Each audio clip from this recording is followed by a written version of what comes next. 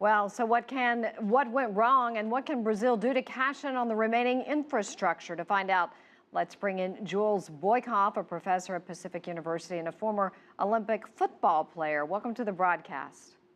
Thanks for having me. You know, this is so disappointing. Brazil is such a magnificent place, so rich in history and culture. What happened here? Why did the games fail? Well, part of it has to do with money. The Olympics have become a huge global spectacle that require billions of dollars to pull off. And I lived in Rio de Janeiro from August through December 2015 in the lead up to the Olympics. And it was difficult to find a Carioca, an everyday resident of Rio, who was excited about the Olympics because of the fact that so many billions were being thrown at the games when real legitimate problems were all around society, from poverty to crime to environmental issues, which, by the way, were promised to be fixed because of the Olympics. These were supposed to be the legacies. That's right. And we all thought they would be. Why weren't they fixed? We've seen this happen in other situations where Olympics were held in other countries.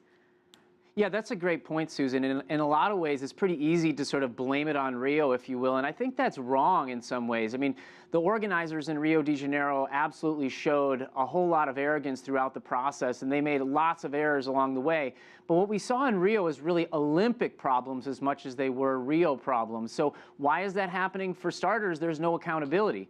We have a process where cities are encouraged to make these grand bids, chock full of promises to get people excited about them on the front end, but there's no follow through on the backside. And I think the prime example of this, and the painful example of this, in Rio has to be the water situation.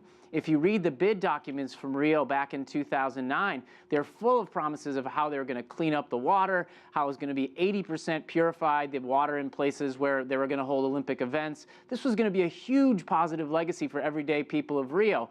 Unfortunately, it just didn't happen. They didn't put the money toward it, and the best estimates that I've seen are about 21% of the water filtering into these areas are actually being cleaned right now.